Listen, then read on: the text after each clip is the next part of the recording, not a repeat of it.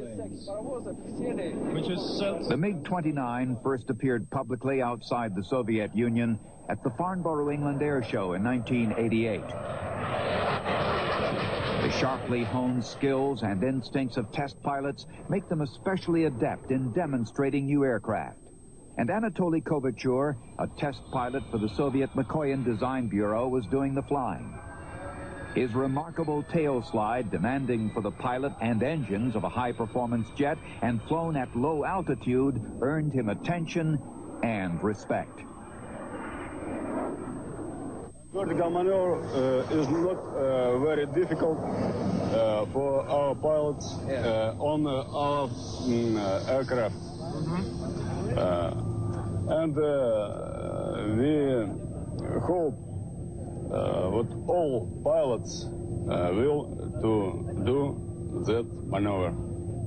At the Paris show a year later, Kovachev flew again. On opening day of the show, in the middle of the afternoon, Kovachev initiated his flight routine.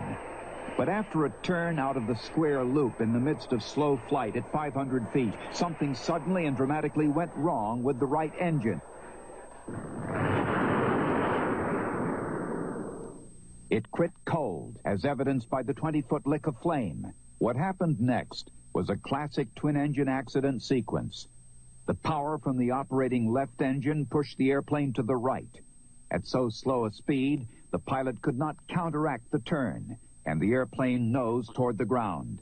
Had there been more altitude, it would have entered a right-hand spin or spiral. At this point, you can see that the left engine is operating, its upper intake vent wide open and sucking in air, its rear nozzle tight and delivering thrust normally. The dead right engine needs no air, its upper vents are closed, and the rear nozzle is splayed open. Kovachev said later his first instinct was to save the aircraft.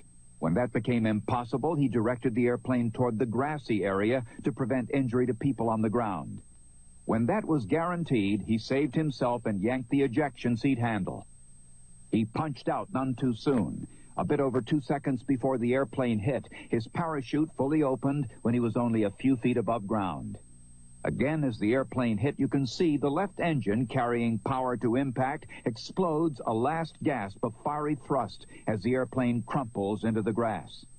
The cause of the accident? Damage to the right engine earlier in the flight when birds were sucked into the engine.